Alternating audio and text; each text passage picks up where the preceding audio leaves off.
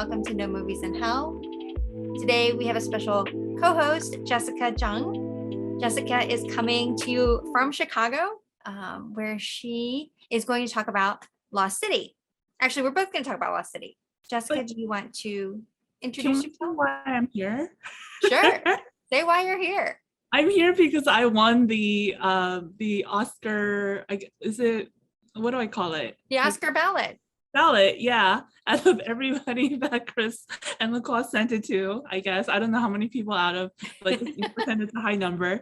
I got the most right for winners. Yay me. Yay you. Was there one particular movie that you were like banking on taking everything?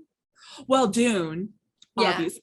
And to be honest, I wasn't like, when I was first looking at it, I was like, okay, so do I fill out who I think is going to win or who I want to win, right? Because pretty sure they're not always going to be the same things. And so while like I thought Coda was a great movie, for me, the Oscar winner was Dune because, you know, I have been a lover of Dune since I read it as a child. So, and I've watched every other iteration that they ever made of it. And this is by far the best. Spectacular cast. And so I wanted Dune to win, but I kind of just knew Coda would win. And so that was kind of the what I had to think through for every single one. It was like who I think is gonna win, who I want to win, and then which one I'm gonna bet on. I'm glad most of it panned out. You went with the strategic approach, not the emotional approach. Well, some of them are emotional. Like I didn't get documentary right because as a rule, I wouldn't pick the ones where I hadn't gotten around to watching, and I never got around to watching is it Summer of Soul? Mm-hmm. And so I like Attica kind of did me in. Like I was just like, oh, this is like I had to sit there for a while and just take it all in. And so I never got around to watching it. So I felt like you can't vote for something you didn't watch, whether or not you think it should win. And so like things like that was just like, well, I never had a chance. But yeah, like for me, you know, Dune across the board, I felt like cinematography, like those kind of things, Dune would win. But then like Jessica Chastain was like, I love Jessica Chastain. And so for me, I didn't know that she would win, but I was like rooting for her. Will Smith, it was kind of a little bit of both. I thought he would win, and I knew like it was kind of his time. Honestly, had I voted right before his name got announced, I probably wouldn't have picked him. So it was good that we did it before that. But just out of principle, I guess.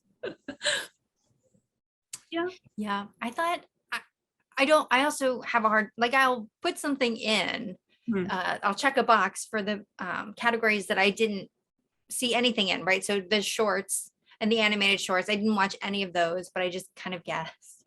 But yeah, like I definitely vote emotionally. Like I wanted Nightmare Alley. Like to me, Nightmare Alley was the best movie. Dune was amazing. And I think also the testament to that is that it won so many technical categories. Yeah, it really and did. So for something to win so many technical categories and not win Best Picture is surprising. Yeah. And he didn't even win Best Director. But Nightmare Alley won nothing, basically. Yeah. But I mean, it checks off all my boxes, right? Like there's not a happy ending. There's not, you know, like it's dark. It's like, it's personality driven. The cast is amazing. The costumes are amazing. Like to me, like it combines all the, if I were going to make a movie, I would want to make Nightmare Alley. But it wasn't a happy ending, but it was kind of like a, you got what you gave kind of a ending. So wasn't it like satisfactory? Like there was a satisfaction to it? No? Yeah, no, definitely. But it wasn't the feel good sort of thing that, you know, we typically want to see. Not me, but like, you know, the average movie going audience, I feel like wants a happy ending. Yeah. And I didn't see Coda at all, so I can't say one way or the other. I don't have any Apple things, like, so I don't have Apple TV. Got it. Yeah, that makes sense. Like the thing I grappled with was like, okay, so even if I was, I mean, what I didn't want to choose. I mean, just going with like the part of me that just wants to win, everything. Um, I didn't want to choose what I wanted to win or what I thought would win. I wanted to choose what the voters would vote on, right? And so it kind of like I sat there for like a good like solid hour voting on this thing because I was like, well, what are they voting on? What makes a movie the best movie? Is it the story? Is it, like for best costume, like is it better? I got it right, but that's not the one I thought should win because like while Cruella de Vil, like I mean, I gave you my reaction. I love the costumes in it and all of that, but to me, like she was working off of like a kind of a known within like a known guardrails, right? Like it's fashion, like, and you could even take current context into it, but like Dune is completely made up. So to me, that's a much more difficult thing to like design and then create. And I know it's written in a book, but still like a still suit, like what's a still suit? What does it look like, right? And so to me, that's a much more difficult thing. And so if it had been my way, like Dune would have won, but I knew it wasn't going to. And so, so that was like, it made me like really think about like, oh, who's voting for this and what would you vote on? And so it was just, it was a very interesting exercise. Like I never actually thought of it like this intensely. So okay, the movie we're here to talk about is Lost City. So when did you see Lost City? Ooh, when we talked about doing this, like the day after. So almost maybe a week and a half ago. Something like that, yeah. I'd have to look at my AMC queue. Me too. So it's not fresh in our minds. It wasn't like we saw it yesterday. No. Yeah. So overall, what did you think about it? I liked it. It wasn't marketed as like some super serious movie. It looked quite silly. It had, I think, a little good bit of everything, a little bit of like action, a little bit of romance, a little bit of just humor. And then there's, of course, like the whole, like the underlying, the underlying message, I guess, about something about life that most people can relate to. And then so it had a little bit of everything. I liked it. I'm kind of glad that she did like a funny, humorous movie as like her last one before she kind of like semi-retires for a while. And so yeah, I liked it. I couldn't really say anything bad about it. Do I think it's an Oscar worthy? No, but it's fun. It was very fun, I thought. And I really like her. I think she's really versatile. Like Gravity was amazing.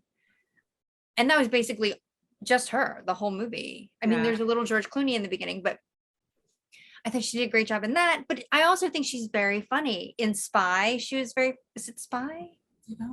Was it the one with Melissa McCarthy? Or no, she's a police officer, I think. But that was very funny. She was just in that, I think it was Netflix movie, Unforgivable. Yeah. So very versatile. I think she's awesome. I liked Daniel Radcliffe as the supervillain. With a mega chip on his shoulder. I thought Channing Tatum was good in his role. I thought Brad Pitt was good in his role. I thought everyone did a good job. Yeah, agreed. Like what they were supposed to do. And I really liked her assistant, or not her assistant, her publisher. Yeah.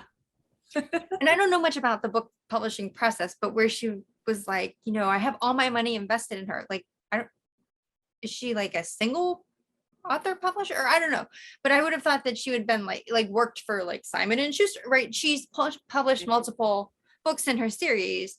I would have assumed that she's being published by a larger house, but for her to like follow her to the jungle because she's her, like everything's invested in her, was surprising. Yeah, definitely. There were unexpected funny parts, and I felt like the writing was very snappy. Right? Like, where he's like, I guess I'm certified in CrossFit, I'm certified CPR, I've got snacks. Like, you had to really pay attention because they were coming really fast there Yeah. for a while. Yeah. So I thought it was great. It was just a fun summer movie, but we didn't have to wait till summer. Yeah. And I didn't feel like sometimes those kind of movies can kind of drag in the middle. Like they could have probably dragged out like their traipsing through the jungle way longer, and then I would just be like, oh, like get to the town already. So I like that they didn't like do that. I felt it flowed really like well and easily. It was so easy to watch. It was fun. The behind did not, harm anything. It was a great addition. Um, yeah, I liked it too. I agree. It was just a fun movie. So we're gonna pull up the slides. Stand by. Oh, this is fancy. You guys are fancy. We try. So I have LaCroix scores in here too, but it looks like we're all pretty close. Yeah. What about the jewelry did you guys find average? Like other than the watch that gets caught in the hair, like what was there jewelry? I don't even recall. So the characters wore jewelry, but it wasn't anything noticeable. Like I didn't notice it either way. It didn't Okay. strike me as like amazing, and it also didn't strike me as like that's terrible.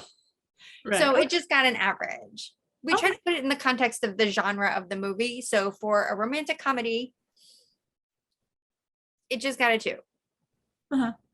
Let's see, where else did you differ? Cinematography, I give it a 3. I did think that they did a good job telling the story and making some of the visual gags work. So when he kidnaps her and he brings her into that giant empty conference room, Mhm. and he has the whole table set up as a U, and it's all cheese plate. The whole thing is covered in chopped up pieces of cheese Yeah. and flowers. I thought that was hilarious. I feel So I like think my love of cheese factors into that. possibly. But I thought they did a good job with a lot of the visuals, and like how some of the jokes were so tied into the cinematography. Okay. I think I need to kind of understand better what all those cinematography means. Like to me, it's like if it's not one of those like epic movies like Dune, like it just kind of gets lost on me. And so I think I just don't understand enough of like the nuances of that skill and detail. But you're probably right. Like I probably miss a lot of that production quality. I just like the fact that they like create, I don't know if it was CGI or they actually found a place where you could create this total secret cavern. But I was like, oh, okay, good job, And then like there was the whole it's not really a tomb, but like where the skeletons were and stuff. And I just thought it was like, oh wow, that was a lot of work. Yeah. Good job. Yeah. The production quality and set were great. Like I do think part of it was CGI, but they did a very good job overall with the set. And I think sometimes with romantic comedies, they tend to skimp on that stuff. Yeah, or they use like, or it's very like it's based in the here and now so much that there's not much to do. It's a mall somewhere. Exactly. Yeah. So what's the highest score you can get? 30? 30. Okay, it's not bad. I think only one has gotten 30, like and it was from LaCroix, and she gave it, I think it was Dune. Oh, okay. Yeah. Nice. Okay, so Oscar fashions. So did you watch the Oscars? I did. Okay. And were any of the fashions notable to you? Did they stand out like good or bad? I noticed a lot of red, for sure. And a lot of mesh, or not, is it mesh, see-through, that look. I mean, generally speaking, they were good, I guess. I mean, after so many award shows, like what are you going for? Are you looking to stand out, or are you looking to look classic? Are you, so it's just kind of like the same rotation of themes. like every year at this point. So it's just kind of like, oh, it's nice to see. That's really it. You know, like when you're younger, you look at this and you glamorize it, and it's like, oh, like I want to wear one of those and do that. And now that I'm older and fatter, I'm just like, oh, that looks so uncomfortable. Like, you know, like the parts where it's like squeezing you, even though they're all perfectly thin. But like now it's just kind of like, oh, look, I noticed general trends, but other than that, like I don't know what is good, what is bad in fashion. It's subjective. I felt like it was all kind of subdued because of all the stuff that's happening, in the world generally. There weren't like the mega jewelry displays. I mean, there was still some pretty nice pieces, but it wasn't like maybe in some years past. I did like Jessica Chastain's dress. Oh Uh, yeah. and I liked Penelope Cruz's dress. I don't remember her dress. It was I thought it was navy blue, but in the descriptions that I read, it said black taffeta. It was Chanel. It had the bow like in front, but like kind of up by her throat. Oh, okay. It had full skirt pockets. I thought that was perfect for her. I didn't really like a lot of people had like the oddly cut neckline that like really like cut down below almost the boob. And I didn't really think that was that flattering, but a lot of people had it. I did like Rita Moreno's headpiece, which I think I saw that she had made for something else. And so she was wearing, this is repurposed, which is great. Yeah. Other than that, I was just like, I didn't like Nicole Kidman's column dress. It was like that, like, I think it's Armani. It was like column, and then it had like the big poof around her waist. Yeah. Apparently that color was like custom made or something like that. Sure. Bluish gray. I like the color itself.